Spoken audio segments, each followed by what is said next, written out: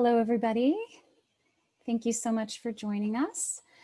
My name is Susanna Peredo Swap. I'm the founder and executive director of an all-volunteer nonprofit called Vanguard Culture that works to advance San Diego's creative industry workforce. Vanguard Culture provides award-winning arts coverage, professional development for creatives, and unique cross-industry cultural events that create arts jobs, bring diverse communities together, and inspire creative collaboration. Momentum was conceived a year ago as part of our 2020 season Ripple Effect, with the purpose of inspiring our cultural sector to consider its role in affecting positive change in the world. All of this was planned before the pandemic devastated our visual performing and culinary arts community. Now that optimism and need for creative innovation feels more urgent than ever. Our hope was to bring hundreds of San Diego creatives together to meet in person, collaborate, share resources, and find inspiration in one another's work. And now the pandemic has actually allowed all of this to happen virtually and organically to include hundreds of participants from all over the world. And with that, it is my pleasure to introduce my co-host, James Halliday. James Halliday is the executive director of A Reason to Survive Arts. It is a national city nonprofit providing arts programming for youth and young adults ages 8 to 24 through after-school arts classes, community revitalization projects, internships, and more. James, who was an active and creative child, has spent a significant part of his career supporting education and creativity for kids and young adults. He's previously managed an education technology platform that focused on credentialing out-of-school learning, and he's worked as a program director focused on advancing equity in San Diego's school districts. So welcome, James. Oh, it's great to be here. What a fun, Hi. what a fun way to spend this Monday, this holiday Monday with everyone. I know. And Susanna and your team. Thank you so much. So I'm so pleased to have you as our host today, as our co-host today. And you have such a deep connection to the youth of San Diego and the youth of, our future, right? Let's talk about our future.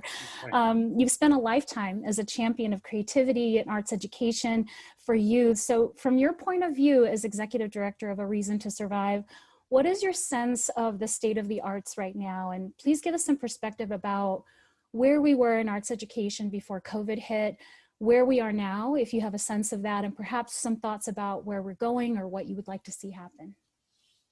Yeah, there's a lot there to take on. I know we just have a few minutes up top, but I'll say just a couple of things. For me, it starts way back. I think about when I was in third grade at Oak Park Elementary, and they started the music conservatory, and this was for me the first personal introduction to the rich integration of an academic experience with a creative and artistic experience for young folks. And now I've been back in San Diego for about 5 years since living abroad, and I've had the chance to work actually alongside with a few other Oak Park Elementary alumni who, not surprisingly, are working in the youth arts space, organizations that advance what's called creative youth development. And I think in terms of creative youth development, this approach to the arts as a way of building strong foundations and social emotional well-being and connections to community, the state of our creative youth development space and the opportunities for young people is good and getting much brighter. And all of that amidst what is a devastating pandemic. And so on the other side, I want to, if folks happened to see the Union Tribune yesterday and the stagehand section that Michael Roca and George Vargas so wonderfully curated these images of workers and the industry in San Diego in a national context. And it really just goes to show how much work we have to do as a community to come together, rally around our creatives and industry folks in order to rebuild and reimagine what the society can be. And we all know on this call, and you're going to hear in the amazing presentations today, that arts and culture has always been, to use the name of your organization, Susanna, at the Vanguard, it is the tip of the arrow that's going to lead to the reimagining and reinvention of society and culture, even before this pandemic is over, in real time. So Julie Baker at the California Arts Advocates calls artists the second responders. So we're all appreciative of first responders and essential workers, of course, and everything they do now, but artists are the second responders. We go in and rebuild. So, and young folks are right at the center of that. Yeah, again, a lot it's there. really clear. Yeah, it's really clear that we could not have survived this pandemic without arts and culture. I mean, we are surviving on a very basic sense with food and, this is, all of that, and food and shelter, but most of us, hopefully, we wish that for you, but our spirit, right? Art and culture is what's feeding our spirit and keeping us, giving us a little bit of purpose, I'd like to bring in our audience a little bit and do a little bit of audience participation just to get a sense of our audience. Can you, in the chat box, please share what city you're joining us from, what creative industry you're a part of? That'll help us get a better sense of our audience. I know that we have people here from all over the world. So please share what city you're joining us from, what creative industry you represent, and I know that many of you will have more than one industry. So we'll go ahead and keep doing that. And I think we can just jump right in, James. Let's just get in there. Let's get into the presentations. I'm really excited. James and I are going to tag team as we introduce each speaker, and after each presentation, we'll have time for just one follow-up question per speaker. So if you have suggestions, please feel free to send those to us via the chat box, and we'll try to incorporate them. So thank you, James. You can go ahead and mute yourself now. I'll see you in a little bit.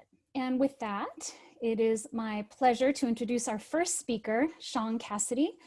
Shaun Cassidy is a business growth strategist and futurist. He is the founder of Cassidy Creative Solutions and holds 20+ years of experience in the fields of sales and marketing, e-commerce, and social media technologies. Cassidy Creative Solutions is a speaking, training, and consulting firm that helps professionals, nonprofit organizations, and corporations leverage social media, internet sales, and marketing strategies through storytelling across platforms.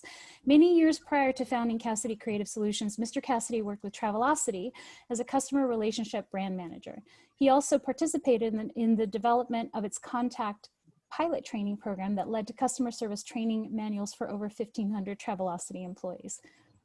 While with Travelocity in the early years of e-commerce and social media, Mr. Cassidy was asked to beta test a software that would become the first social media format called LinkedIn. Today, he holds one of the largest professional networks in the nation with over 30,000 professional contacts and has trained over 500 professionals and over 100 businesses and organizations on how to leverage that tool. So welcome, Mr. Cassidy. And welcome, everybody. It's wonderful to be here. Thank you so much for being a part of this. You all probably wonder why we're bringing a business mind here, but obviously, we are all in the business of the arts, and every time that I have a conversation with Mr. Cassidy, he blows my mind. So I'm so thrilled to share this conversation with you. And if you're ready, sir, we're going to go ahead and get started. You ready? Yeah, let's rock and roll. Okay, let's do this.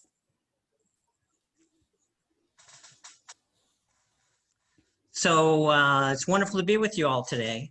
A little bit about my background she shared, also that I went to the School of the Arts in Chicago. So I do have a creative background. I'm actually an artist that became a business person. So my creative background, I went to the School of the Arts. I had a full ride scholarship, School of the Art Institute. And that's where my studies in. And then I went really into the computer spaces and the networking spaces from there, digital art, all those spaces. That's where I began to get into different aspects of art and creation.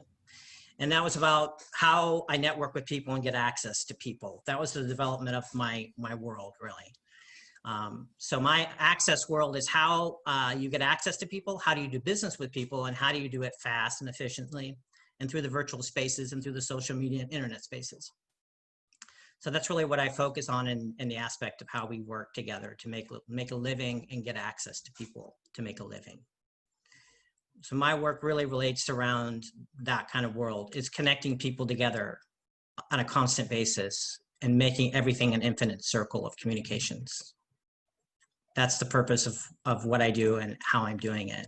And that's the reason I use the social and internet spaces for that kind of interconnectivity for us to all work together. I was a painter and a printmaker early life. That allowed me to put dots together. So the way I work is I think about how to put dots together, people together through the dots. I'm basically using the internet space to paint with people and actually bring people together in a way that's forceful. When the beginning of the internet and the digital spaces started to come in, the digital art spaces began to become prevalent. And there's becoming more and more pavilion in our society right now. Digital art became the actual aspect of what we do and how we get access to people. But also it began to take over spaces that we see in entertainment, live spaces now is what we're going through in the pandemic. And this is related to how things are bought and sold online. And we're seeing this great increase in how e-commerce changes the way we live. A very aspect of e-commerce came along not too long after I started with Travelocity, in the beginning years of e-commerce, then the beginning years of social media. And now it's prevalent in our lifestyle, how we buy things online and do everything online. And then the virtual communications expanded from that.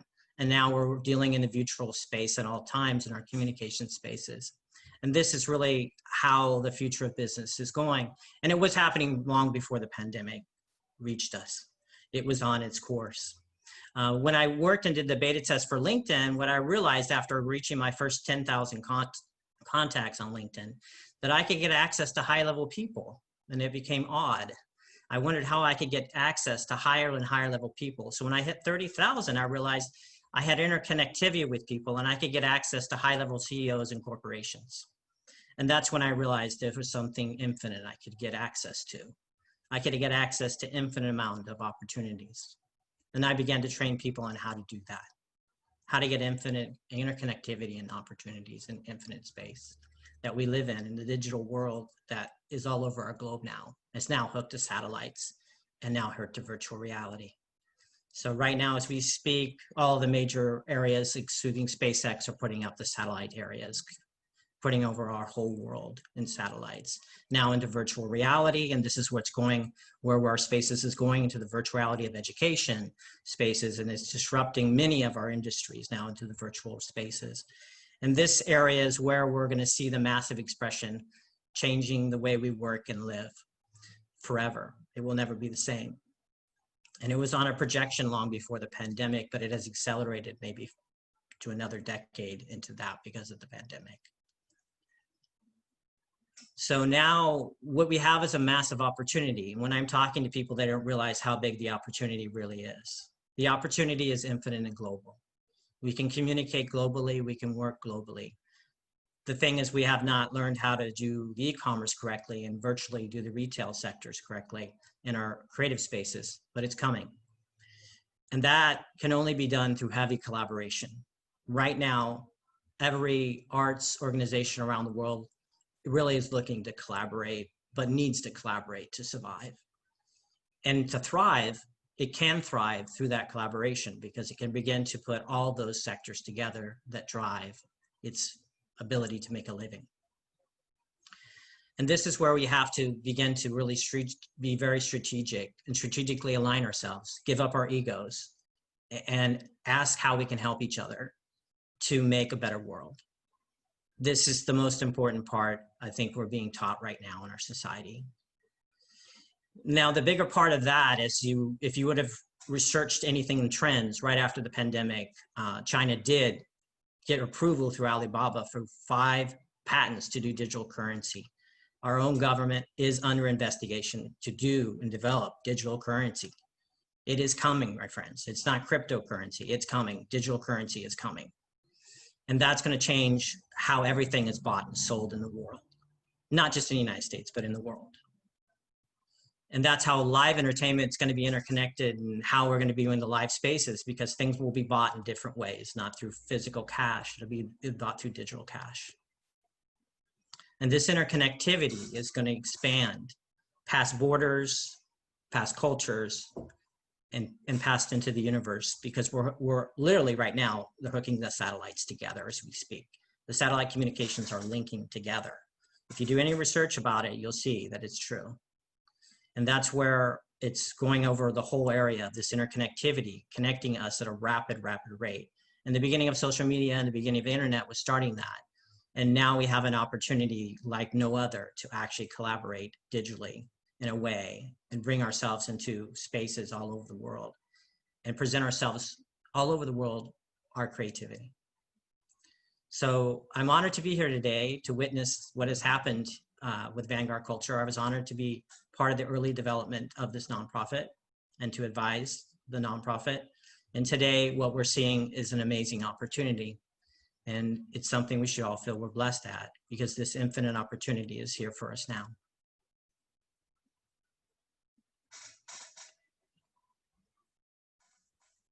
Well, that was beautiful. Thank you so much. You know, you and I have a very special friendship where we, you've mentored, you were a mentor, but you've become a friend and advisor to Vanguard Culture. And the one thing that always really inspires me about you is the essence of your messaging always being about helping others, living in service of others. And really, it's so important and so valuable to live your life that way, especially now during the pandemic. I think you'll agree that none of us are going to be able to do this all on our own. If we don't collaborate and share resources and support one another, we're not going to make it. We have to support one another and across different industries. So important. Yeah, thank you so much for being a part of this. Please stick around and join us and listen to the rest of our speakers. Okay, and with that, Mr. Halliday. Well, I'm excited to introduce our second speaker. Jody Telly is a college professor, producer, and founder of Film Consortium San Diego and the annual San Diego Film Award. She was born and raised in Bar, Vermont, and graduated from Boston College with a BA in sociology. In 2010, she finished her MBA in business administration with a focus on entrepreneurship at SDSU. As an instructor at Platt College, San Diego City College, UCSD, and the Media Arts Center, San Diego, Jody has helped students in the production of over 40 short documentaries, 30 short films, and a variety of other film projects. In 2017, Jody founded the inaugural San Diego Film Week, a 10-day event of screenings that partner with numerous local festivals, including the San Diego Film Festival and the San Diego Asian Film Festival. It's a great pleasure to welcome Jody. Hi, everybody. Thank you for having me. Talking about my favorite subject, film. Usually when you talk to someone who makes film, filmmaking is like a lifelong dream or something they connected with at a really young age. One thing I love about it is film tends to attract really passionate people, which is good because passion helps them stay committed in a very tough industry. I started in film in my mid-20s. I loved it because it combined many of my favorite things, storytelling, photography, and community. And when I found filmmaking, it was like a light went off in my life and I just didn't look back. I'm still very much on that path many years later. Some of my first work in film was teaching. So it was my job to teach and direct a group of teenagers to produce short films over a 12-week span. And we did this over and over and over again. It was also my own film boot camp and solidified my own knowledge on how to make films and how to accomplish an end product, no matter what obstacles got in the way. Can't teach something you do not know. Luckily, with teaching film, everybody wants to be in a film class. It's not, and nothing against math or science people, but it's not math or science, it's film. And usually if you made it that far into one of those classes, you want to be there. Many of these teens, and it's notoriously hard to get teens to do things, were so passionate they would spend their weekends and evenings making films with me or on their own. But of course, this passion has to combine with a lot of hard work and dedication because ultimately filmmaking is a team sport. It takes highly talented, specialized, and dedicated teams of people to execute a successful film. So if one person on the team is off, it throws off the whole project. So I think of the act of making films can change lives in many ways. And I often think of the filmmaker themselves. It can build a filmmaker's character. Going through long days and physically and mentally exhaustive work can change the person that you become. It is not easy. Secondly, it can build your relationships because the process can be really rigorous and hard. You know, we live in California and I always joke, like, I'm from the East Coast. It's like filmmaking is like winter. It's hard. You got to go through it with a bunch of people. It can really solidify or sometimes destroy your relationships. Like going through anything difficult with other people, you really see what they're about and how they handle challenges and obstacles. Finally, it creates community, and this is the part I've really thrived in here in San Diego. It takes a lot of people to make a film. If you ever sit all the way through the end credits, it's practically a city full of people it takes to accomplish a big production. And as time passes, more and more people come into your circle. The bigger projects you work on, many people end up making films with the same people for a period of time.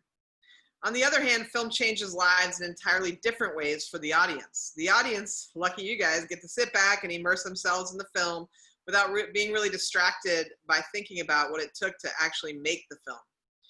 When done well, film makes you feel something. It changes something inside of you. You leave a movie with a different perspective or a new understanding. Perhaps you get a glimpse of what it's like to live in someone else's shoes or to go through a certain experience that you would never actually go through in real life.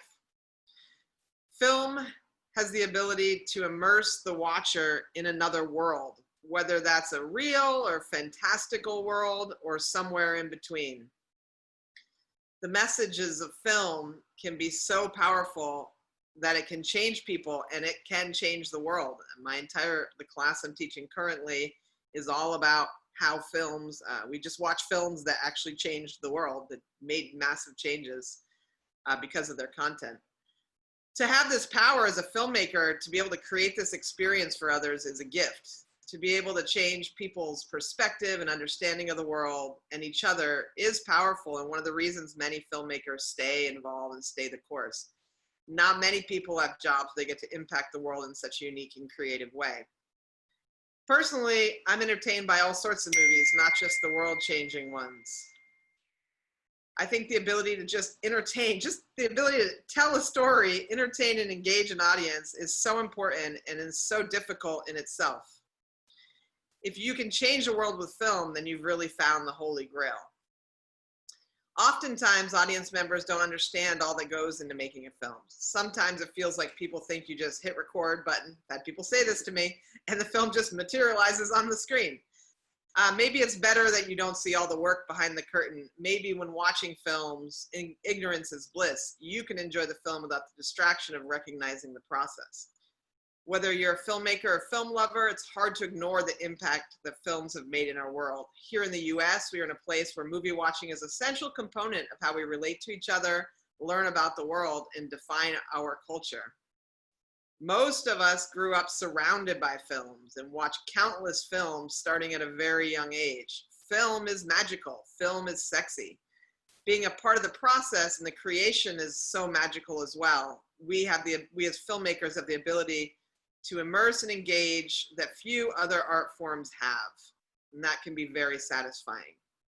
Now that I've been making films for over 15 years, I also feel like I've reached a new level of understanding and experience. Maybe my own life experience are culminating right now, especially during this pandemic. I have plenty of time to think about that. In order to tell stories, you must have stories to tell. And the stories that I personally have to tell have deepened over time. This has led me to a new and different appreciation for film than when I had at the beginning. I really appreciate how my relationship with film grew and changed over time. It's hard to get bored or stagnant in a job that is so creative and varied. Even in moments of crisis, like in the world today, film has a lot to offer. It can and will be used to show us about our own experiences during this pandemic and the experiences of others that we may never meet. It not only can help us put what's happening into perspective, it also can be used to show us a better way moving forward. And I think that right now is the value of film. We need to look at better ways to move forward collectively. The power of film doesn't seem to diminish. It just changes and evolves over time. In moments of crisis like now, its value intensifies. Whether you're actively involved in the creation of film or just a film watcher who gets to enjoy the fruits of the labor, it's fair to say we all have a better understanding of the world because of films. And I really look forward to seeing how this pandemic will change the ways we make films and the stories we tell from this unprecedented time. Jody, thanks for that. That was great. And I know that folks, as you're watching, if there are questions, you're welcome to put those in the chat, and we'll get to those at the end. What's the best film you've seen over the pandemic, or best pandemic film you want to folks? Best film I've seen over the pandemic? Well, let me tell you, on day 4 of the pandemic, we created a competition called the Quarantine Film Challenge. And we received in 6 weeks over 1,100 submissions. So at this point, I've watched probably 500 films made in quarantine from over 75 countries. And it's incredible to see, one, just how everyone's going through the same thing, but then how everybody's sort of taking that experience and influencing how their lives are going to be moving forward, like recognizing the value of like being stuck at home with your family, or the value of like us all taking a break and relaxing and like thinking about the world differently. Or there's a lot of films in there about how the world got to breathe now that everyone sort of got stuck in their own home and aren't out, traveling and sort of polluting in the same way that we were before. So I've luckily got to watch a lot of great films. They're all very short, but they're just these little moments in time of people's lives and experiences from around the world during this quarantine. Thanks, Jody. Back to you, Susanna. Okay, great. Thank you so much. So I'm moving on to, and I'm so happy to introduce our next performance. Gil Sotu is a good friend, and we worked together last year for 2019 during our Catalyst season. We programmed a 4-part spoken word series, all themed around catalytic moments in history. So we did the Roaring 20s, the 1970s, the 90s, and then the future. So I'm very, very happy to present a performance by Mr. Gil Sotu. Gil Sotu is a Navy veteran, a multifaceted poet, playwright, musician, DJ, and performing artist. He's a 2-time Grand Slam poetry champion, 2-time Raw Performing Artist of the Year, and 3-time TEDx San Diego presenter. Currently, he's a teaching artist and a commissioned playwright with the Old Globe Theater, a program director and teaching artist with Intrepid Theater, creative director for TEDx San Diego, as well as an artist in residence at Maker's Church. He has been commissioned to produce original pieces for leading arts and community organizations such as the San Diego Symphony, the United Way of San Diego, Feeding America, San Diego Fringe Fest, and the San Diego Opera, to name a few. For the performance you're about to experience, he has partnered with the talented musician Lee Coulter, who has spent a lifetime honing the healing power of song. He's a talented singer-songwriter who has also enjoyed career successes, including a #1 single on iTunes in Australia and New Zealand, a year-long stint on rotation in Sirius XM's Coffee House, which dubbed him the Discovery of the Year, and opening for notable acts like Chuck Berry, Tom Jones, and many more. Please sit back and enjoy. Do you hear that? It's right over there. I know it's scary, but you gotta look. No, not there. There. You see? Right amongst the gleaming twilight, past the amber waves of grain. Hey, little one, look away, look away, little one, look away. Hey, little one, look away, we're building America. No, you're looking in the wrong place. You're so silly. You are always looking in the wrong place. Listen out for the drums. The drums tell the story of battle, of peace, of banners of blood spilt upon bloody beliefs. Who's out there in the field? Who's stealing their yield? Don't the kids wanna play? Not like us, you say. Of pilgrims and promises, of God-like documents with the ability to determine for decades the destiny of who will be the disadvantaged and those who will cradle comfortably in future history's hammock. I completely agree with you. I had no idea that the right to bear arms included pens. That something so seemingly harmless could bastardize and monetize the hearts of men. Hey, little one, look away, look away. Hey, little one, look away. Hey, little one, look away, we're building America.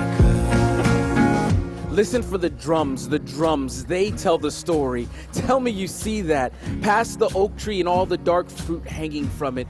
Go back a few hundred years past that. Do you see where that treaty lay torn on the ground there? Next to the sleeping buffalo. I know, let's just call it sleeping for now. Just listen to the drums and the songs. The songs always tell the story. There, right there. That's where they're going to build America.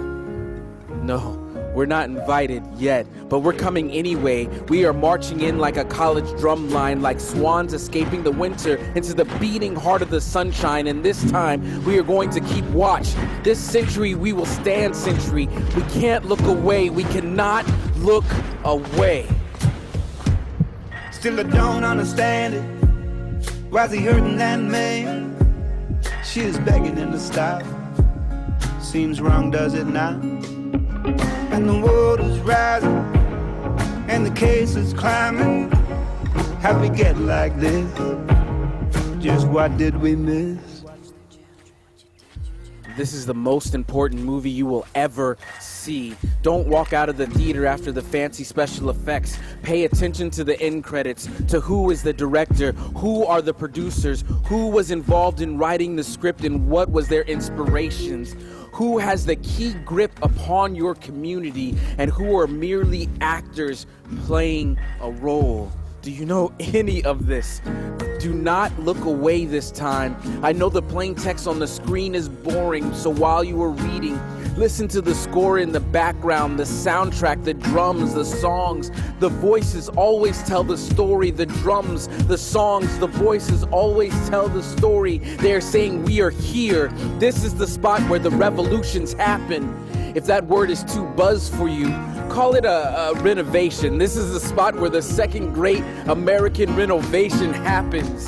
It doesn't look like the picture we all envisioned yet, but this is the spot where the work begins. The drums, the songs, the arts, the voices always tell the story. It's time. Pull out whatever is your God-given instrument and sing.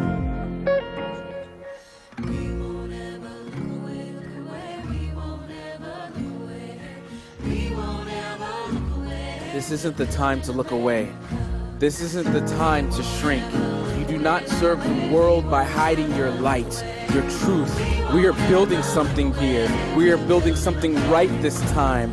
We are building something now. Sing.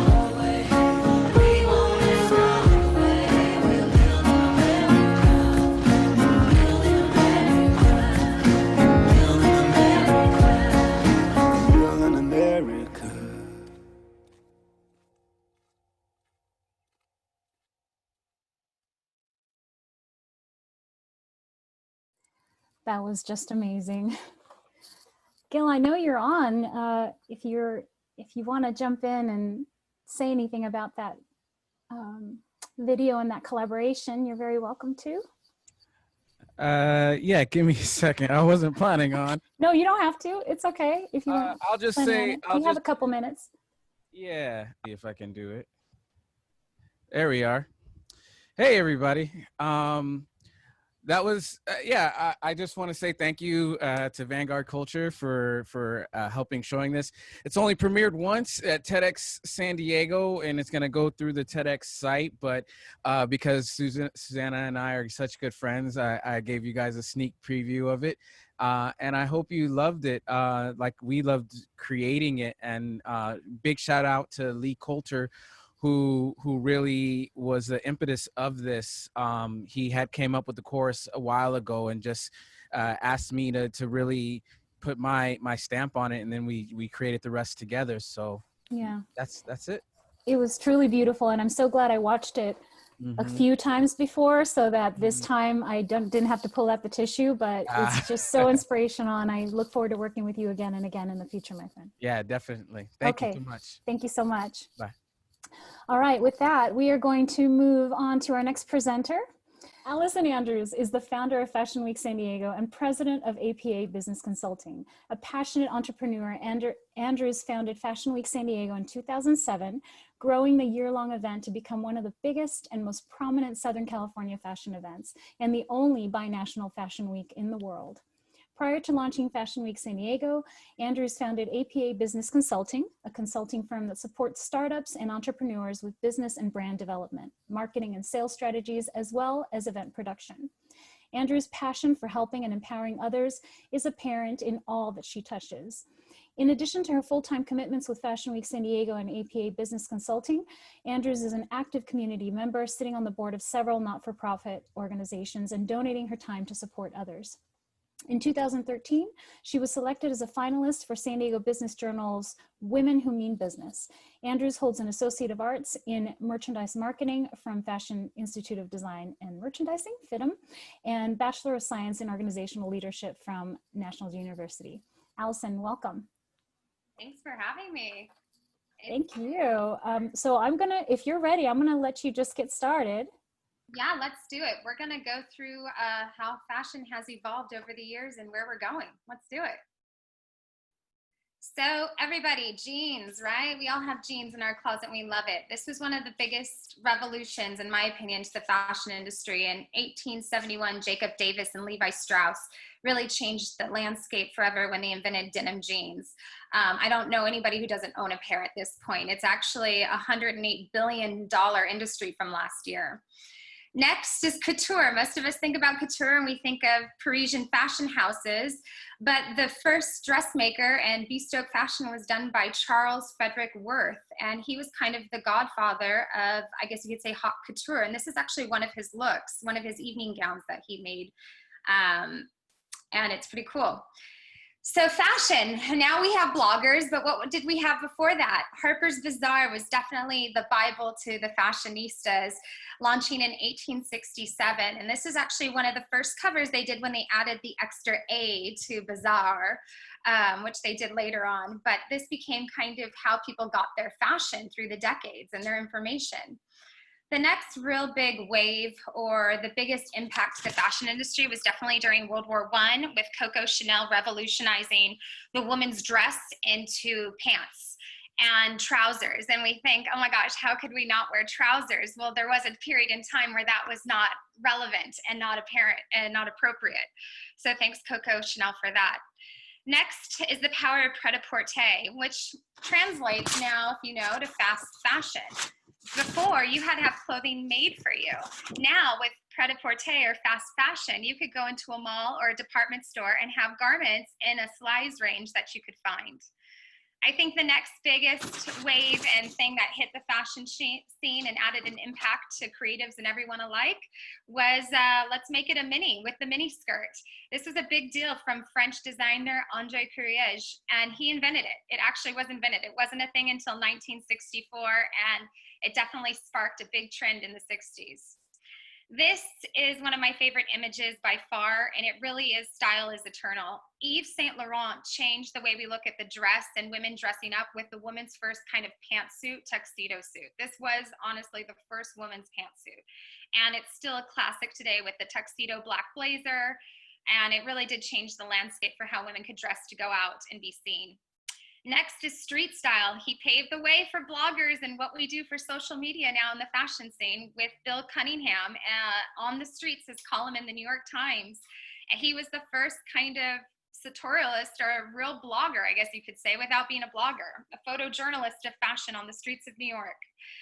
And again, that led rise to what we now have as the blogger brigade. Everybody can be a blogger now. People love to blog. Blogging originally started with fashion and tips for fashion and styling, and then has now progressed into other industries like food and cooking and DIY and art projects for your kids while you're stuck in quarantine, right?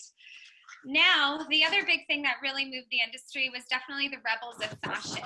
And there was a huge, huge pushback on size in the industry. And in the 2000s, that's when body shape and being shape conscious really hit the fashion scene, with now designers and new stores and product lines specifically for plus size. Following that, with the plus size movement, was the first ever cover of Ashley Graham and Sports Illustrated, and Models with Curves, and just seeing all that kind of take place, and love your body and embracing different sizes and really challenging the norms of the fashion industry and the ideal look of a feminine body, let's say. One of my favorite trends, and one that's not ending anytime soon, is smart fashion.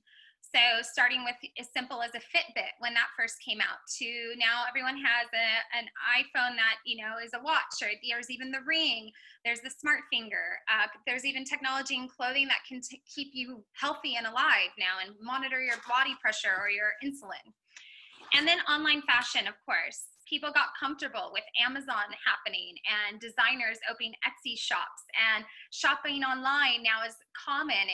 It's not scary. It's something we don't think twice about. If we can buy it online or have it delivered in 2 days, we want to do it. The other thing that's really dynamic in the fashion industry, especially if you're a retailer or a designer or a creative, is now the focus of social media influencers and ad shopping.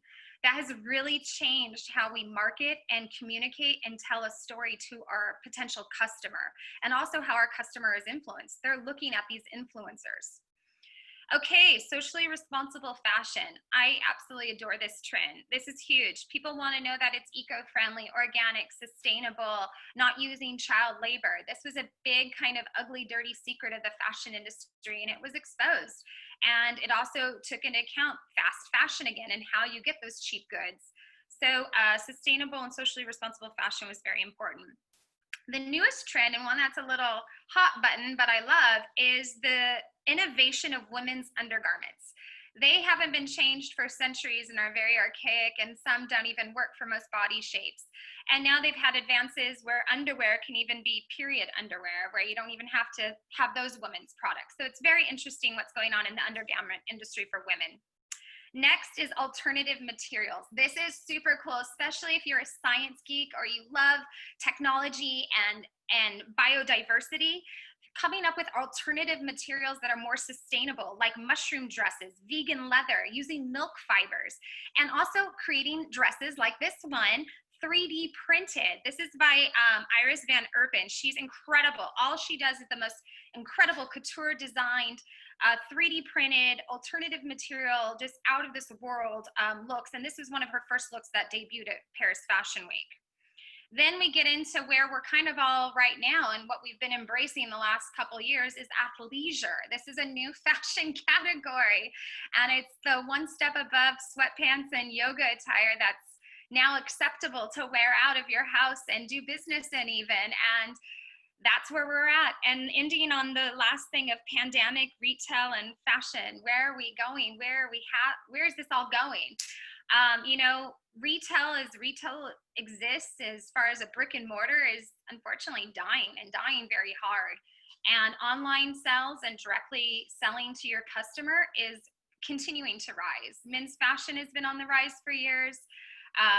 It's a very innovative industry where all the rules have been thrown out, and we're looking for those innovators, the new decision makers, the agents of change that want to take a huge risk and see what they can create, whether it be a textile, like I said, a fiber, a new way to wear something, or a smart technology in our fashion that we didn't even realize we needed until they showcased it to us. That was so cool. It's fast and furious. You know, it's one of those things, you don't think fashion affects your life, and you feel very distant from it, especially if you're not a fashion person or a fashionista, but it literally trickles down to everything in our life. You have to get dressed when you leave your house or you'll get arrested, last time I checked, but who knows, maybe most of us are sitting around naked right now. I don't know. Please leave your camera off if you are. Well, at least from the bottom down, it doesn't matter. Yeah. I want to just share a little anecdote about Allison that, you know, one of the things, before you and I became friends and started working together more often, I was watching you. You know, I'm watching you as this woman who's, you know, a leader in her industry and also a mother and a woman. And so for people at the time when I had first started watching you, I had just become pregnant, I believe, or something. And so I was like watching you lead this massive team of, you know, fashion professionals and models and MUAs and all these people with a baby on your hip. Like, I got this, no big deal. And I just found it incredibly empowering and fascinating. I feel like you are just a handful of women that I have seen do that, where they bring,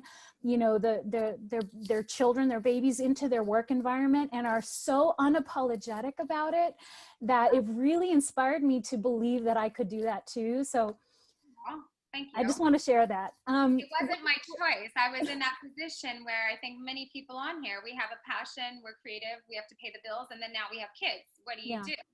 So I was more of, I didn't have an option. I had to make it work. And like Tim Gunn says in fashion, make it work. I just made it work. So thank you.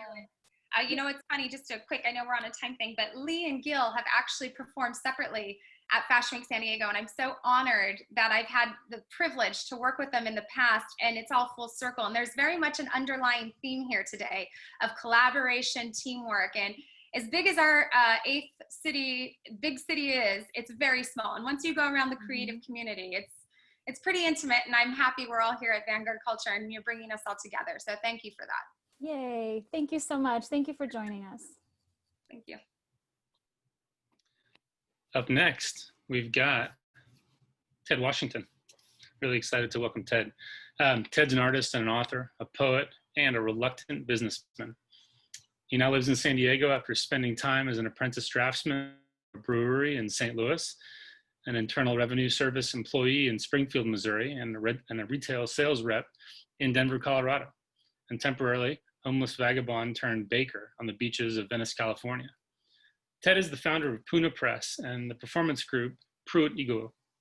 Pruitt Ego was awarded a Synergy Foundation grant and performed in Harlem, New York City.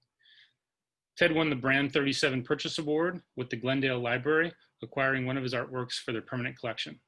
A warm welcome to Ted.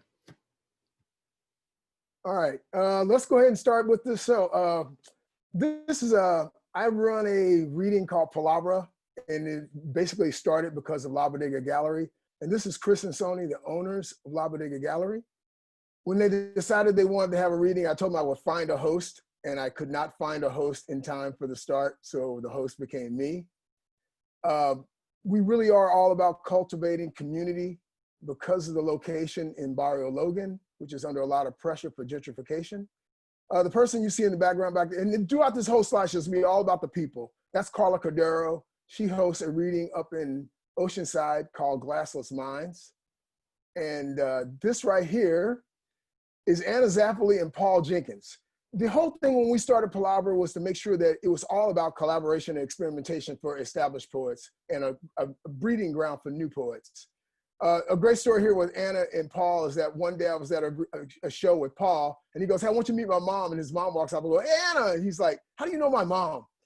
This is, I'm going through this really quick.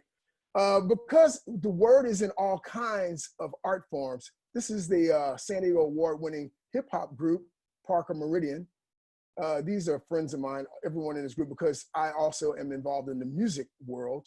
And it's good to be able to bring music such a series. You saw the drummer in that last band and the percussionist here is Nathan Hubbard, and he's the only person to beat Palabra twice.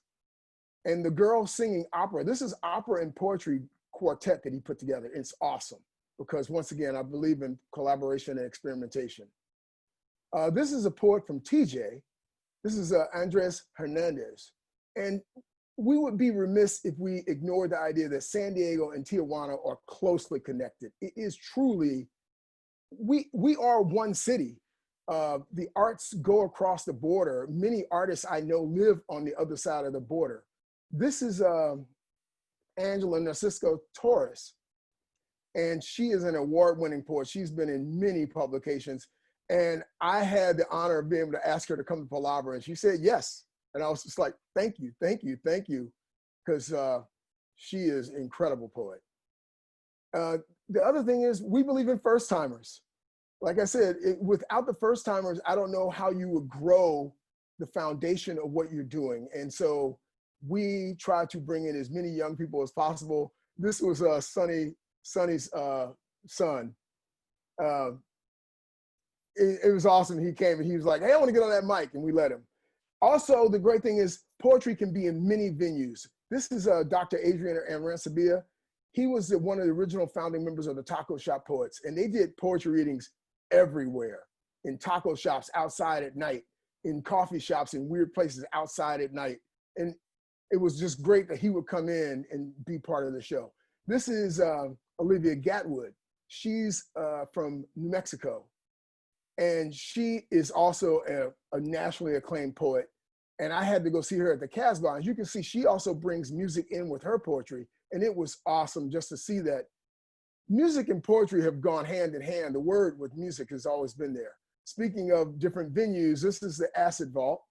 And this is the space that is run by Sonny Ray, whose son you saw on the stage earlier. And it just shows that you can do alternative venues. The Acid Vault is underneath Amplified Ale House, downtown San Diego. Next up, we have Sherwin G. He's a member of the San Diego Slam team, and he ran a poetry reading at a coffee house in Paradise Hills. And you can see, once again, there are musicians present, just to show, once again, there's collaboration and that the word travels. The word travels well. It goes everywhere. All you need is your voice. This is a flyer from a show hosted by Michael Clam that Gil Sotu is also part of. He played the music, as his name down there. And Gil's also performed at Palabra.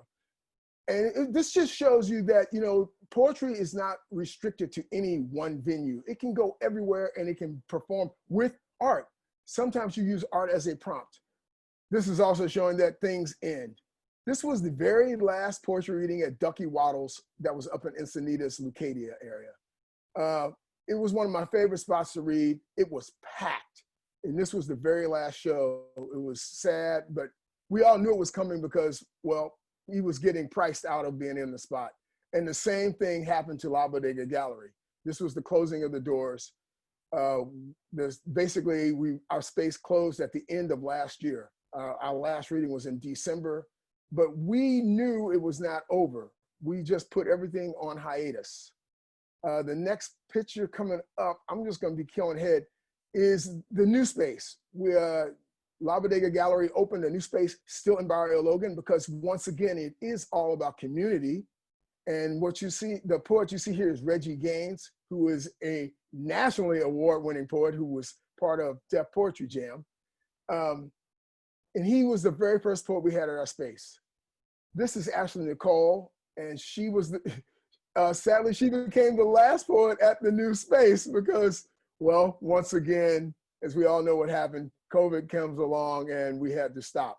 But as I said before, since the word travels well, you can't stop poetry and you can't stop the spoken word. And so now we do our thing on Zoom. And I want to say that Zoom actually opened it up because now we have some regular visiting poets from Seattle, Portland, Oakland. It's really strange. And also from the East Coast, we have 2 poets who come in every once in a while from the East Coast now. And the word adapts. And this is Reggie Gaines doing now a show on Twitch TV. The Russell Simmons started with Def Poetry Jam. And I'm gonna end it right now because we got words coming up from Carrozza de Aguila for you to read.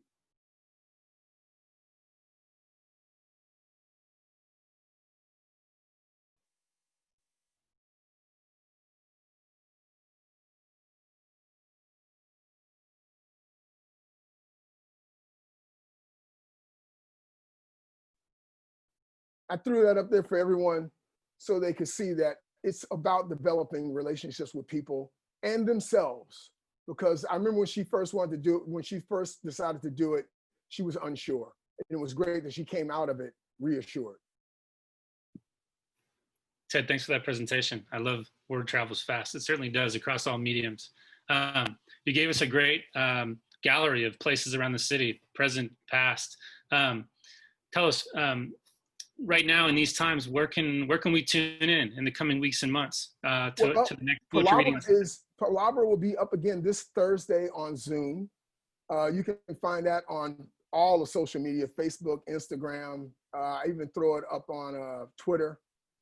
And then I just started a channel for Puna Press. We now have a Twitch channel, Twitch Live, and then we post the videos on YouTube afterwards, which is awesome because I helped develop a Twitch channel for the Casbah, because we want to keep the arts alive in people's minds that we're not gone.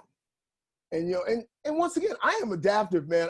My entire life has been all about, let's go forward, because I believe artists have always been, hey, what's the tool? What's the newest tool? I'm going to use it. I can make something with this. Give it to me. So now Puna Press has a television station, which is crazy.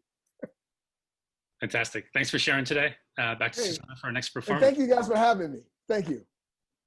Okay. Well, it's my absolute pleasure to introduce our next performer.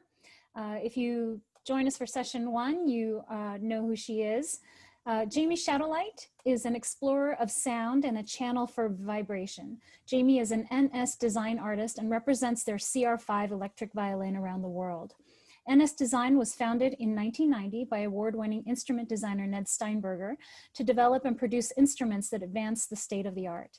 She often uses this instrument to create sound mandalas using effects and loops. If you joined us for session 1, then you had the opportunity to experience one of her mesmerizing sound mandalas. For session 2, she has switched styles to collaborate with local jazz musicians Mikan Slatkovich, Rob Thorson, and Russell Bissett, featuring amazing sand art by Leslie Monroy, Casey Gomez, with videography by Xavier Bailey. So please sit back and enjoy.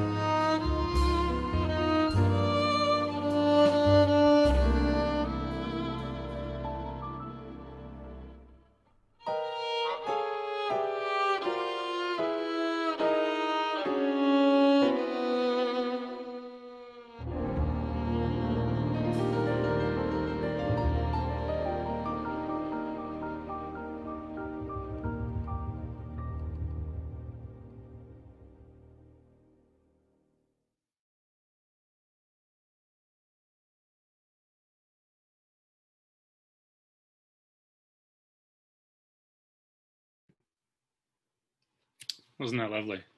Jamie Shadowlight.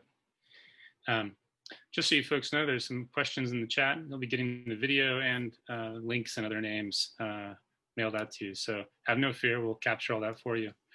All right, shifting gears, it's my pleasure to welcome Matt Carney.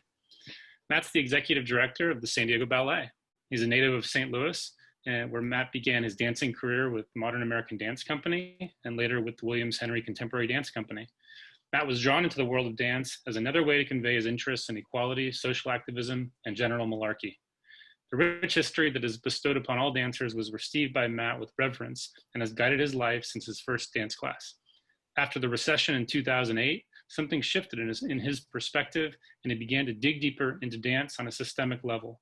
Matt has been dancing in San Diego since 2008 in company dancer positions with Malashok Dance, San Diego Dance Theater, and the San Diego Ballet, while concurrently serving as manager and director level administrative positions for a variety of nonprofits. He has a BFA in dance from the University of Missouri, Kansas City's Conservatory of Music and Dance, and a master's in public administration from San Diego State University's School of Public Affairs. Community involvement includes co-chair of the San Diego Arts and Culture Coalition, SDRAC, and member of the Port of San Diego's Art, Culture, and Design Committee, better known as ACDC, and has served on grant panels for the California Arts Council and San Diego Commission for Arts and Culture. Please welcome Matt Carney. Hello. Great to be here. Thanks for inviting me here. I'm often asked, what is dance? Or further, what is modern dance? In this vintage picture of me dancing in San Diego Ballet's artistic director Javier Velasco's signature Mambo Mania, dance meant freedom, fun, and a little funky. Though I grew up in a household swinging to the music of the Beatles, Fats Domino, Scott Joplin, and hymns, we never went to the ballet. Surely a product of the MTV generation, Paula Abdul was honestly my first exposure to dance. And yes, I had her poster on my bedroom wall. Digging deep here, I played 2 VHS tapes on repeat. From the audition to one singular sensation, the whole process of a chorus line drew me in. The hope, the aspirations, the dream, all connected to getting the part and being part of something bigger and spectacular. Then there was singing in the rain. I was hypnotized by the showmanship, the partnering, the comedy, and of course the theatrics of the rain. At that point, I honestly didn't know dance as a genre, but as an expression of being alive. My first formal class was the first time I heard the name Katherine Dunham. Also from my native St. Louis, the first of many things, this dancer, choreographer, and anthropologist revolutionized American dance by researching the roots of the African diaspora. Now some wisdom from my teachers and teachers of teachers. Isadora Duncan broke with convention. Inspired by ancient Greece and the love of freedom, she moved away from the rigid ballet technique and towards what she perceived as natural. Martha Graham, comparable to other 20th century artists like Picasso and Stravinsky, created a literal body of work and training technique. She spoke of blood memory, wherein as dancers, the story of our ancestors and teachers are stored in our blood and bone. Maria Tallchief is arguably America's first prima ballerina and the first Native American to hold the position. She spoke out against injustices and discrimination while being the first American in general to perform with the Paris Opera Ballet and the Bolshoi Theater. Modern dance pioneer Jose Lamone, born in Mexico, migrated to the US as a boy.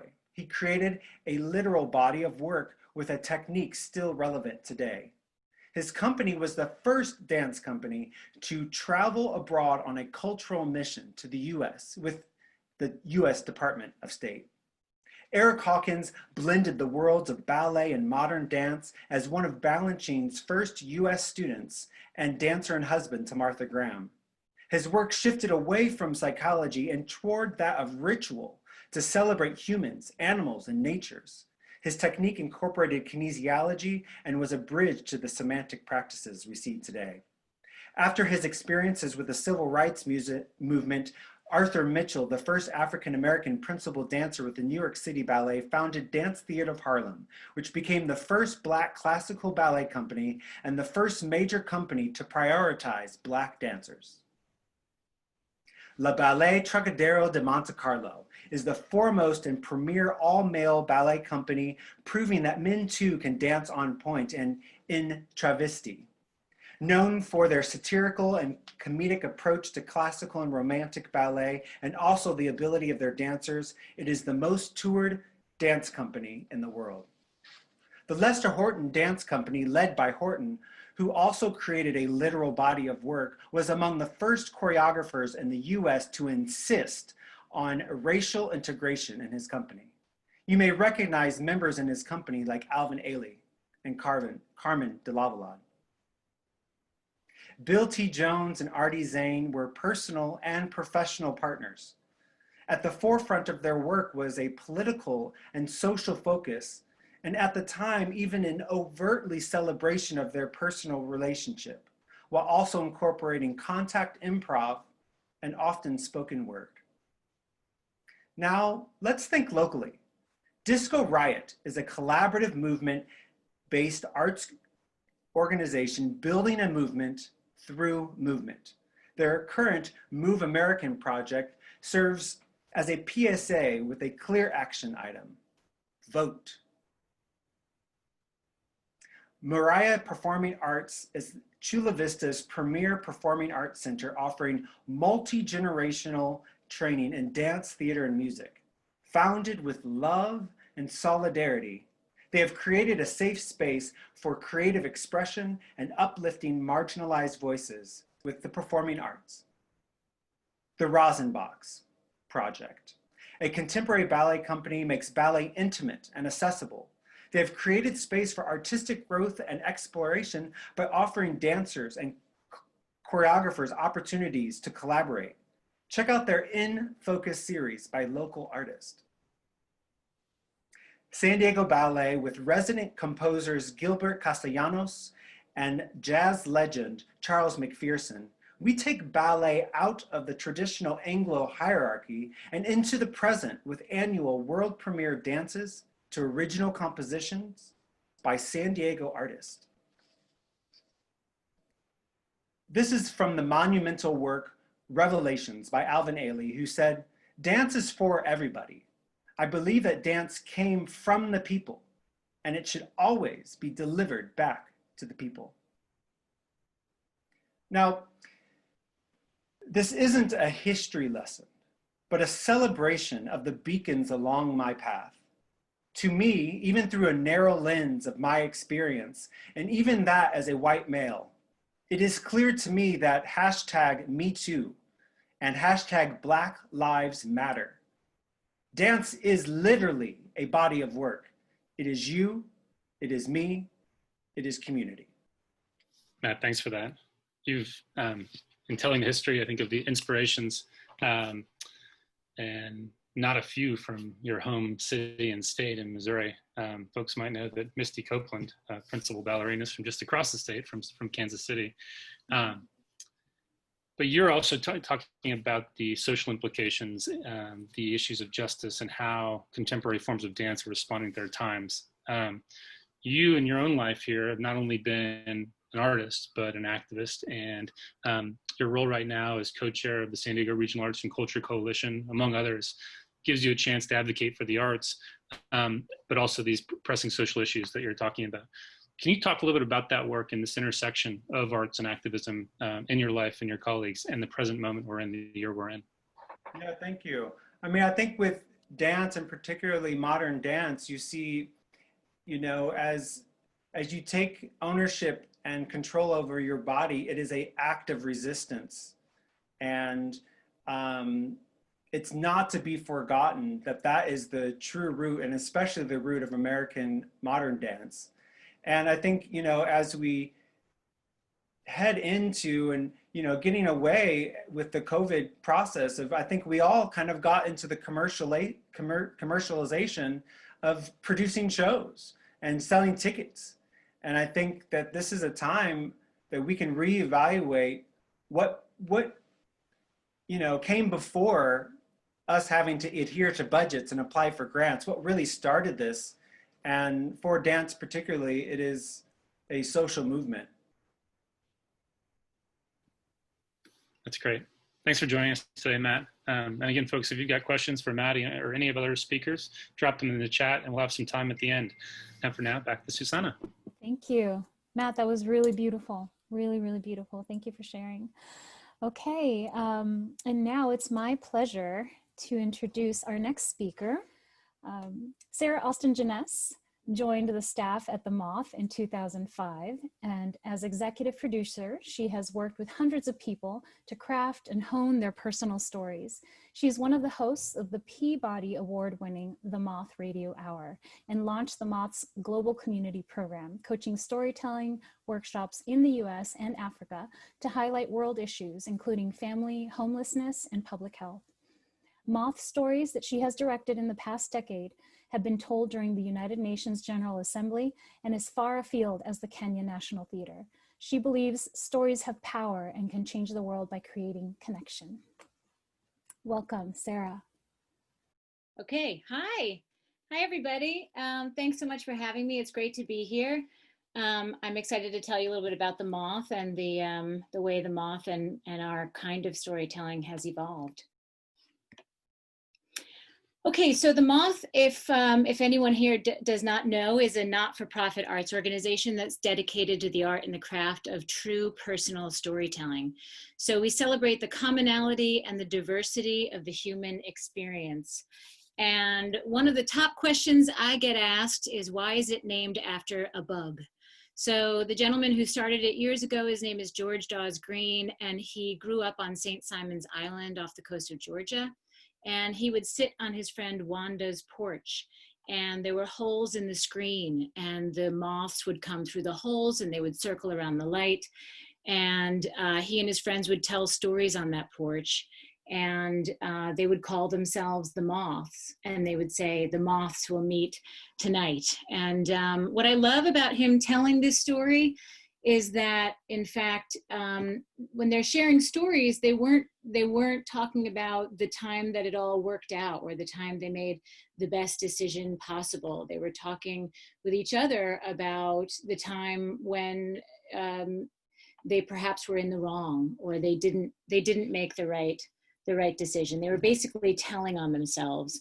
So this is another reason why I've realized after so many years together that, in fact, it's named the Moth for a reason, not the butterfly, because in fact these stories show in some cases the uglier parts of ourselves, or the parts that we try to keep hidden. Moth stories are incredibly vulnerable.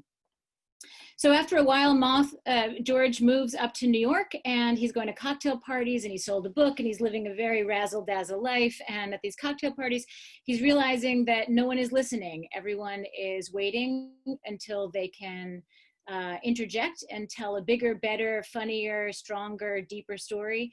And so he misses those nights out on the porch, and he decides to invite a couple people to his apartment to share true personal stories. And that was in 1997. That was the night that the first Moth existed. And basically in New York back then, the Moth was all about writers and literati and small venues and again, true personal stories, but they were largely told by people who were in the know. It was kind of like an underground club. They were curated events. They were once a month. The stories were personal, they were timed, and they were artistic, but it was kind of kept to a small few. And then the word starts to get out and the venues get bigger. This is a photograph I've always loved of the music hall in Williamsburg, where they're putting the Moth up on the marquee before a grand slam of ours. And there are volunteers and staff and advisors and board and curators, and everyone is pitching in. So at this point, now that the Moth is a few years old into to the early 2000s. It's less of a one-man band and more of a collective movement. So now we've opened up Story Slams, which is basically the come one, come all of the Moth. It's the cornerstone. It's a community builder. It's meet your neighbors and the person you ride on the bus next to through their own personal stories. We're in 30 cities now. Because of the pandemic, we're all virtual, but it's a place where you can bring your own stories without being rehearsed with a director ahead of time. We decided also to explore student stories. How beautiful are teenagers' stories?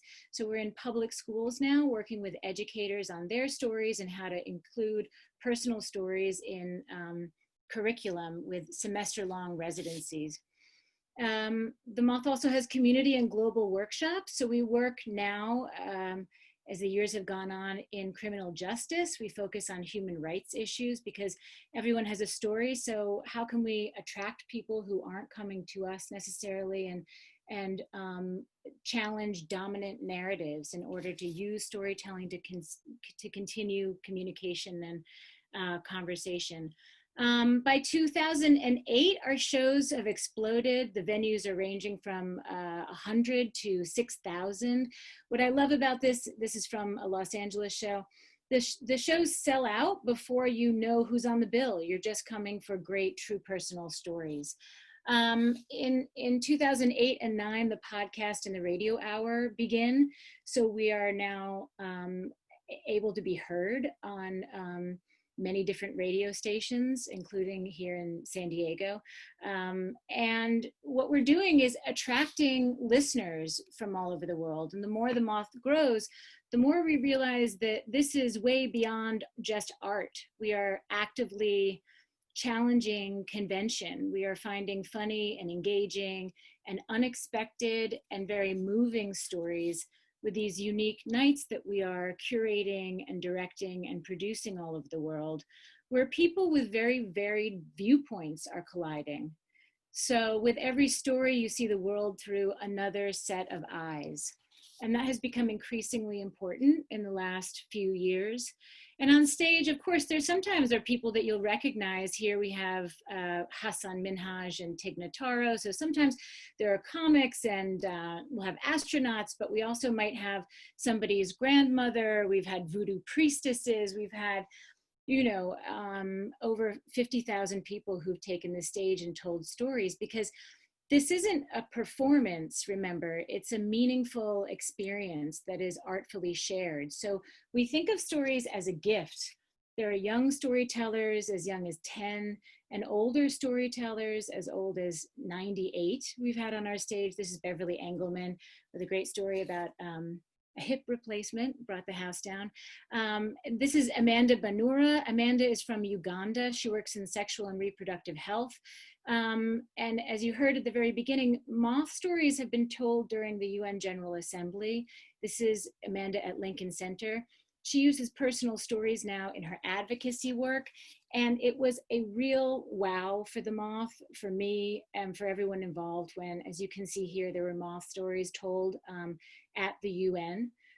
This was during a symposium on agriculture and hunger. And we had Moth storytellers talking about hunger in their families. And this is from Nairobi, right before the pandemic.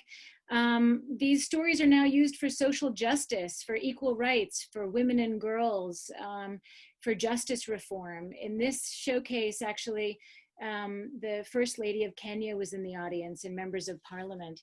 And these white lights are listeners out in the audience and listening on the podcast.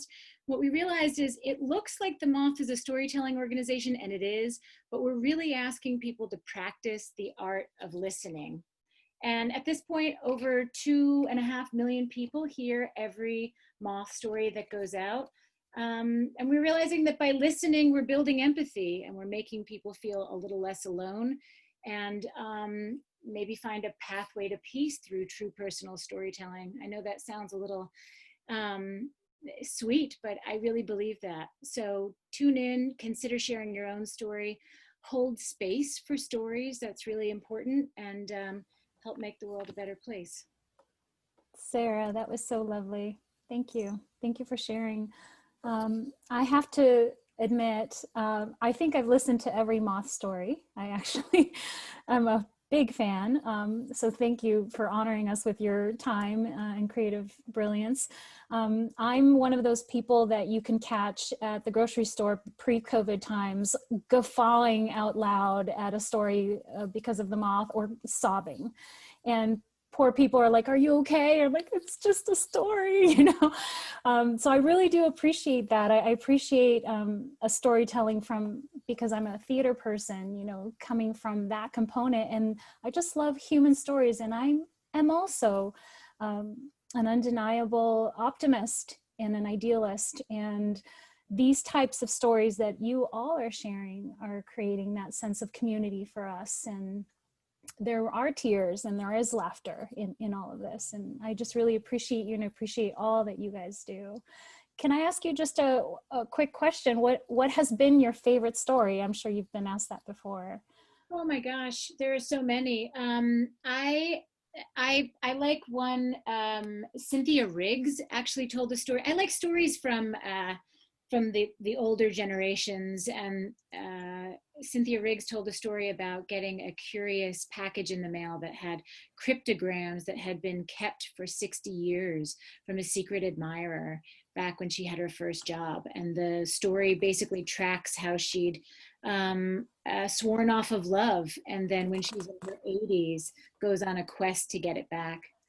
So, you know, you can hear all sorts of stories on the radio hour, on the website, but we're all about the surprising stories that really challenge what you think you thought about the world and what you think you thought about, I don't know, how this life works. And it makes you feel a little bit more connected to yourself and to others around you. Yeah, it really grows your sense of empathy for sure. I'm already an empathetic person, but really I'm so glad it exists in the world because there is such a lack of empathy sometimes in this human, you know, in this planet. So props to you and all of your team for making that possible. Thank you so much. Being a part of this. Okay, bye-bye. Susanna, you didn't know this, but I'm also an avid Moth listener. So you found your right co-host, and thanks, Sarah, for doing that. Pivoting to our home stretch for today, we got another presenter and then a performance to follow. But first, let me bring on Clement So. Clement's currently serving as San Diego Symphony's Director of Artistic Planning.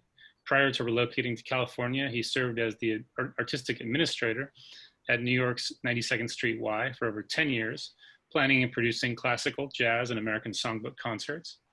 Clement holds a BA from Yale, and he's also studied piano, cello, and orchestral conducting. Although his primary training is in classical music, he is particularly interested in interdisciplinary programs that create dialogues between different art forms and social history. In his spare time, and in pre-COVID-19 times, he enjoys traveling the world and experiencing different cuisines. So do I, Clement. Welcome to Momentum. Looking forward to your presentation. Thank you for having me, James. So at the San Diego Symphony, our mission is to change lives through music. We believe that live music can be a powerful, transformative experience, especially when young children are exposed early, like this budding violinist who came to one of our young people's concerts. But today, I actually want to focus on us adults. What happens when we take time out of our busy lives to sit in silence and listen to music, whether that's at home or when we're gathering at venues like the Copley Symphony Hall or our new outdoor venue, the Shell? I want to propose to you that the very act of listening can transform us. When COVID forced concerts to stop, we created a weekly talk show on Facebook and YouTube called Listen Here, featuring our music director, Rafael Payare, and guest speakers, discussing a different piece of symphonic music each week. The point was not just to passively hear those pieces again for fun, but really actively pay attention and listen to what the music is saying to us. And this is one of the ways I believe how music can change us, especially when we listen to music by people who are not like us. We can take a leap of imagination into the minds and lives of other people, and perhaps empathize with what it's like to walk in someone else's shoes. Today, I want to share a few pieces of music with you that have made me listen more closely and learn something about lives that are very different from my own. So last season, Raphael and the Symphony commissioned a new piece by the Cuban-born composer and NEA jazz master, Paquito de Rivera. It's called Concerto Venezuelano, which means in English, Venezuelan concerto. And it was written for their mutual friend, the Venezuelan trumpeter Pacho Flores. Like many of Paquito's compositions, it blends the languages of jazz and the Western classical tradition. He also quotes several dances from Cuba and Venezuela, like the merengue and the joropo, as a nod to the long history of musical friendships between these two Caribbean nations. It's an act of solidarity to the Venezuelans who have suffered so much political and social turmoil in recent years. It's also a salute to their resilience and hope for a better future. Although our performance in March was canceled due to the COVID pandemic, we will be rescheduling the piece for a future season.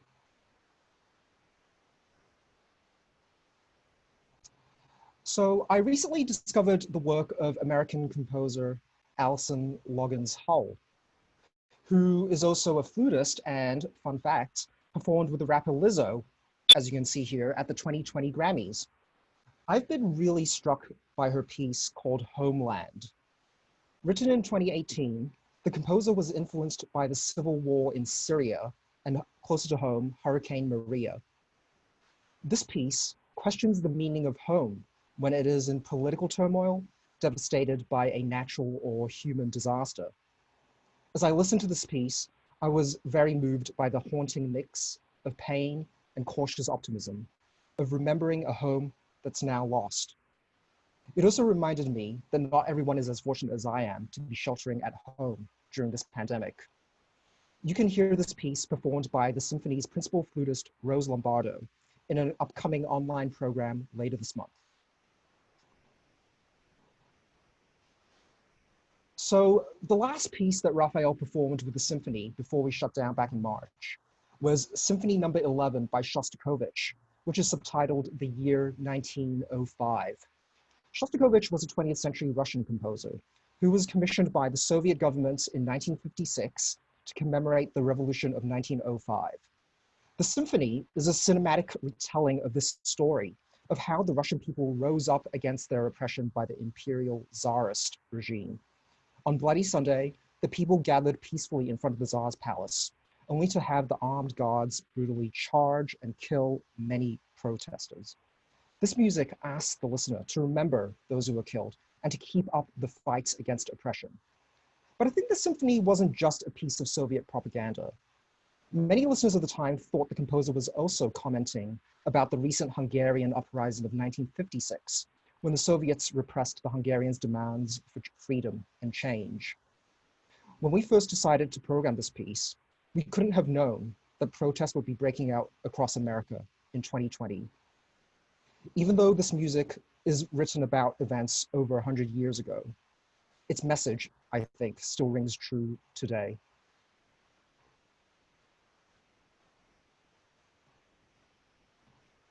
So some of you may be asking, how exactly does active listening change lives?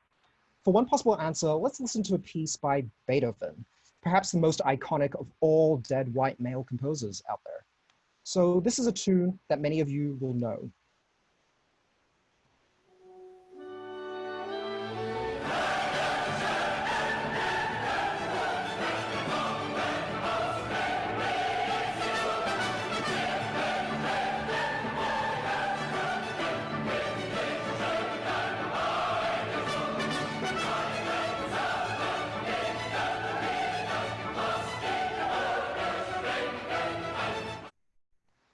So that was the Ode to Joy movements from Symphony No. 9, written in 1824. This famous piece had been scheduled to close out our season back in May. It's a piece that's beloved by audiences around the world and was the piece Leonard Bernstein chose to celebrate the fall of the Berlin Wall. The next line is the one that always sticks in my mind.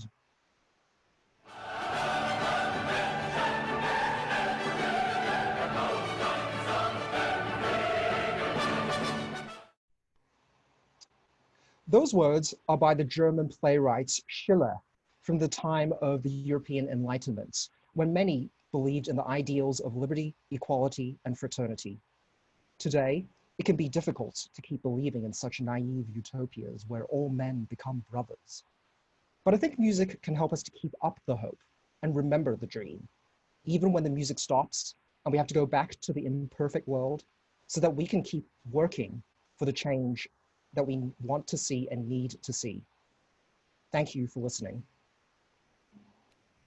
I mean, no surprise, presentation right up my alley, and I'm sure really enjoyed by folks.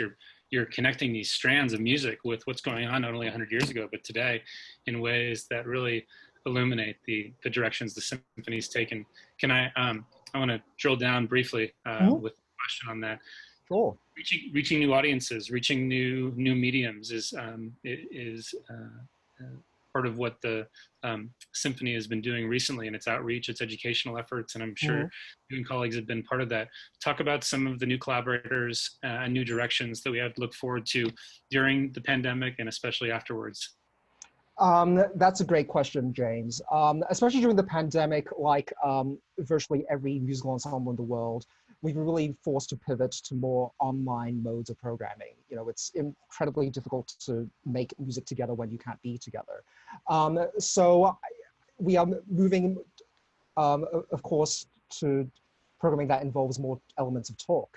But we're also using this time to explore new repertoire, especially by Latino composers, by women composers, and by Black American composers.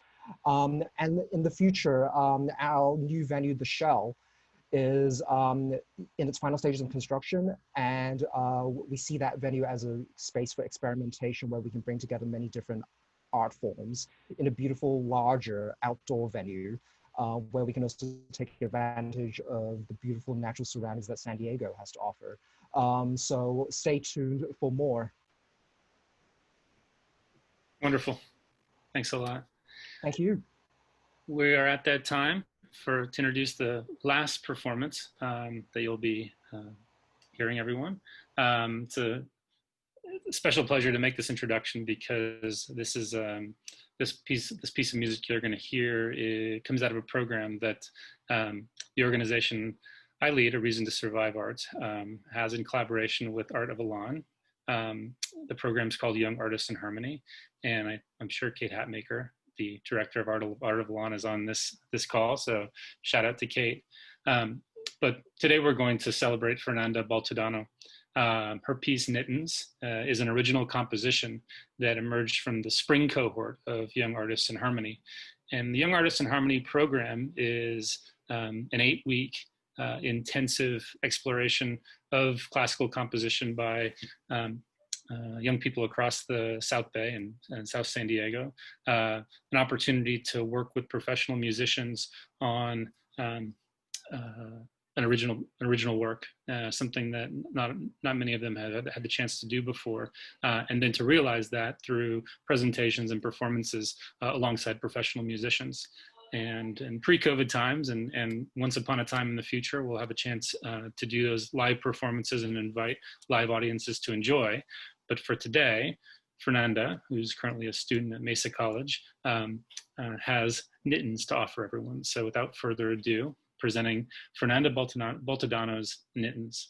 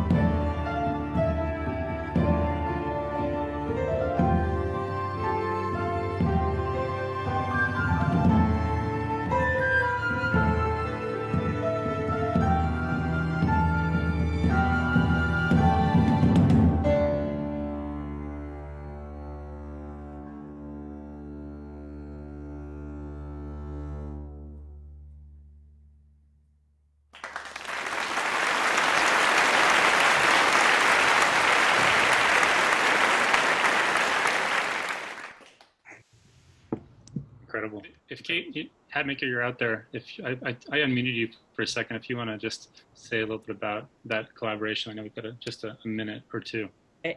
Yeah, this has been an amazing collaboration with A Reason to Survive, I think for the last 6 years. And Fernanda is actually someone we've worked with several times in the past. She's an alum of the program, and she just keeps asking, can I still be a part of things? Every time we offer this program, she helps mentor the younger students, and her compositional style has evolved so much to the point where you saw a pretty large ensemble of musicians just now playing a pretty complex piece for almost 6 minutes. So it's really remarkable what young people are able to accomplish, you know, in spite of these really, really challenging times. And perhaps because of them, I think for us as the professional musicians, professionals involved in this, we are consistently pushed out of our comfort zones, and we are the ones empowered by the creativity of these young people. So collaboration is what fuels all of it. And I know that's what we're celebrating in part today. So just want to say thank you to James, and thank you to all the arts organizations and phenomenal artists that keep us all creating and keep us inspired and empowered. So thank you. Thanks a lot. Susanna, you asked me at the top how young people could lead into this space. The time we're and that performance and Gil's earlier and Jamie's and all the work that our speakers have been doing, it just speaks to how the young generation and across the generations can be so powerful in this moment.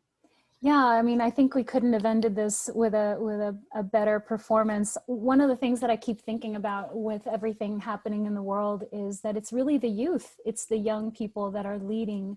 Even if they can't vote, they're still leading by example. And I just find that so inspiring. It makes me tap into my young self, and how naive in a good way I was. I didn't see the challenges as, I just I don't know if I didn't see them or I didn't care, but there was a naivete in me that allowed me to do a lot of the things that now I maybe would have been more cautious of. So I feel really inspired and really empowered by the community right now, by the young people in the community. And I would just say to the world, let's tap into our young selves, into our, inner child, and continue to be naive and, believe that we can change the world, because we can. This is a crazy time. Everyone's living a different challenge for different reasons, whether it's through COVID or the social injustice, the political situation, climate change. A lot of things are happening in the world, but you have the ability to affect positive change in your personal life, in your community, and literally in the world. If we remember before COVID, there was the Greta Thunberg effect and, the rise and fall of the plastic straw, and major corporations starting to change, their business practices so that they weren't polluting the world so much. There were a lot of trends and movements happening before all of this. And now we've got the wonderful, Black Lives Matter movement that is also having, it's a moment of reckoning where we're starting to have to look inward at the choices we've made in the past and what we're going to do in the future. So I'm really inspired, and I hope that you all are too. Do you have any last thoughts, James, about the youth of America and where we're headed? Anything like that? Not just about the in youth. General, not the youth. Yeah. Who are who you saw in Fernanda and so many others are doing tremendous things right now. Investing in those institutions and organizations that provide access and connection to opportunities like Young Artists in Harmony and programs like the Symphony offers and so many other organizations is super important. And today's Labor Day, and I want to just come back to the fact that our culture workers, our artists, the stagehands, as we saw in the paper yesterday, it's worth looking at the systems and structures that we're living in and how we can make those more resilient for the times ahead. The San Diego Artists Relief Fund that is being hosted by the Pacific Arts Movement as a back-end financial, kind of fiscal agent, is taking your support donations to do just that, right? To invest in artists in this time, and providing mutual aid for BIPOC creatives impacted by these times is exactly how we can, focus our energies as we hit the 6-month mark in this terrible time of pandemic. But time of movement and protest and change. And so it'll be all of us. And I think there's so much momentum coming out of a symposium like this that that I'm just excited to see what the fall and the rest of the year has, all things considered. Yeah. Well, thank you so much, everyone. That is the end of session 2 for Momentum. We hope that this experience has inspired you to continue creating and supporting your fellow creative industry colleagues. Don't be afraid to collaborate and reach out to people that you'd never thought about reaching out to in the past, if they can be of service to you and be of service to them. Please stay safe out there, stay inspired, never stop creating. You are doing very important work right now. Don't forget that. We could not have survived this pandemic without the arts and culture. If any or all of these organizations inspired you today, please consider making a donation to help them stay afloat during this uncertain time.